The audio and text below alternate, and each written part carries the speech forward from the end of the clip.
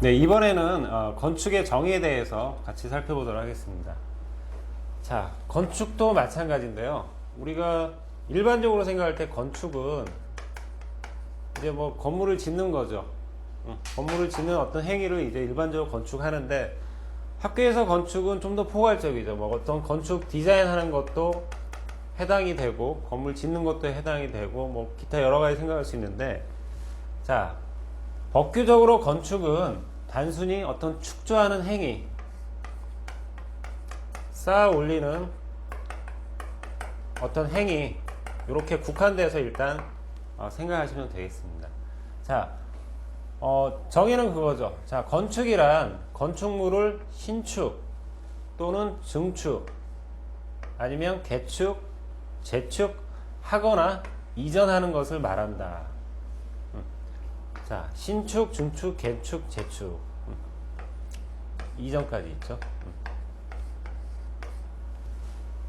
자, 건축이라는 어떤 행위에 그 범위를 한정 지어주는 거죠.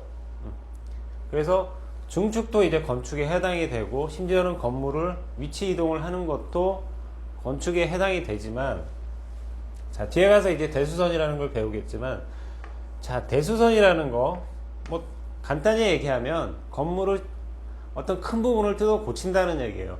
크게 수선한다는 얘기죠. 자, 이런 정의가 있기 때문에, 우리가 대수선은 건축 행위에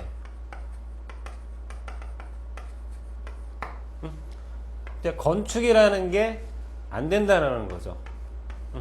단지 대수선이라는 대수선 뿐이라는 얘기죠.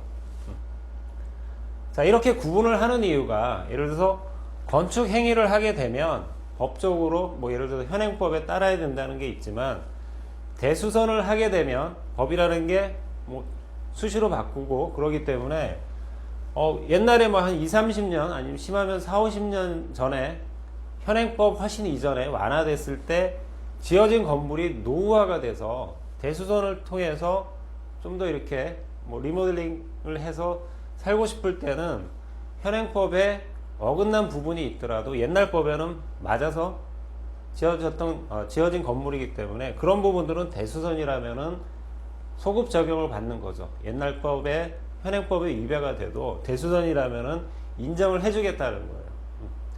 자, 그런 내용 때문에 이게 명확히 구분이 돼야 된다는 거죠. 자, 그래서 법상에서 건축은 크게 요 5가지 말고는 뭐 건축이 아니다, 그렇게 생각하시면 되죠. 자, 그러면 이제 건축이 저런 신축, 중축, 개축, 재축 이전이 있고, 자, 그 부분에 대해서 그럼 과연 이제 어떤 게 개축이고 어떤 게 재축이고 어떤 게 증축인지 이제 각각 세부적으로 살펴보도록 하겠습니다. 자, 신축, 새로 쌓아 올린다는 얘기죠.